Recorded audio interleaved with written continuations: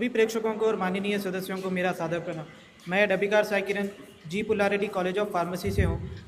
One nation one election paving the way for विकसित भारत के विषय पर मैं अपने विचार प्रकट करते हुए बताना चाहता हूँ कि एक राष्ट्र एक चुनाव मेरे लिए क्या है। एक राष्ट्र एक चुनाव भारत देश के विकास के मार्ग को सरल और सुगम करेगा, जिससे हमारा देश विकसित भारत खिलाएगा 2047 तक। हम एक राष्ट्र एक भारत का विचार श्रीमान नरेंद्र मोदी जी का है, जो हमारे भारत के देश के प्रधानी है, और इस विषय पर एक हाई लेवल कमेटी का भी निर्माण हुआ है, जिसके नेता है श्री रामनाथ कोविंद जी।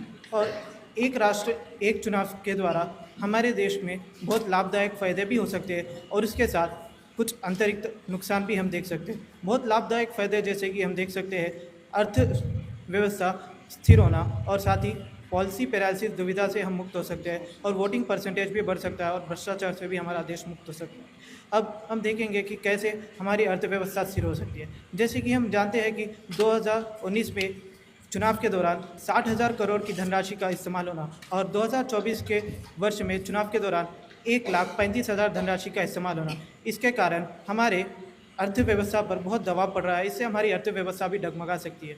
अगर से एक राष्ट्र एक चुनाव होगा तो हमारा देश का आर्थिक व्यवस्था स्थिर होगा, और बची हुई कुछ धनराशि से हम विकास के कार्यक्रम कर सकते हैं, जिससे हमारा देश विकास के मार्ग पर होगा और विकसित हो सकता है। और साथ ही बार बार चुनाव होने के कारण कोड ऑफ कंडक्ट लागू होगा, जिससे विकास के कार्यक्रम में रुकावट आ सकती है। अगर से एक राष्ट्र एक चुनाव होगा तो पॉलिसी पैरालिसिस का हल निकल सकता है, और विकास का कार्यक्रम बहुत आसान और सुगम हो जाएगा, और हमारा देश विकसित होगा। और ये एक राष्ट्र एक चुनाव हमारे लिए कोई नई बात नहीं है।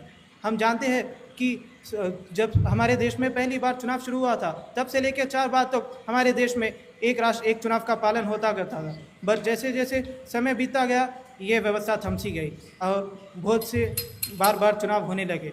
और इसके अंतर्गत हम जान भी सकते हैं, बहुत से देश इसे धीरे धीरे अपना रहे हैं। हमारे पड़ोसी राष्ट्र नेपाल और पाकिस्तान भी इसे अपना चुके हैं, और बहुत से यूरोपियन कंट्रीज इसे अपना रहे हैं, और स्वीडन कंट्री हमारे लिए एक आदर्श एग्जाम्पल बनकर खड़ा हो रहा है। और इसके अतिरिक्त हम बहुत कुछ नुकसान भी देख सकते हैं, जैसे कि कॉन्स्टिट्यूशन का अमेंडमेंट करना पड़ेगा। और साथ ही क्या इतने बड़े लोकतंत्र में यह संभव हो सकता है, एक राष्ट्र एक चुनाव? और इस प्रकार के हम नुकसान देख सकते हैं, जो कि बहुत छोटे हैं, बट लाभदायक फ़ायदों के सामने ये बहुत छोटे हैं। अगर से सारी जनता मिलकर और सारी युवा मिलकर, जनता जनार्दन और युवा पूरी मिलकर हमारे देश में एक होकर इस पद्धति को लागू करेंगे, तो हमारा देश विकास के मार्ग पर बना रहेगा, और विकसित भारत बनकर सभी दुनिया के लिए आदर्श बनकर खड़ा रहेगा। जय हिंद, जय भारत, धन्यवाद।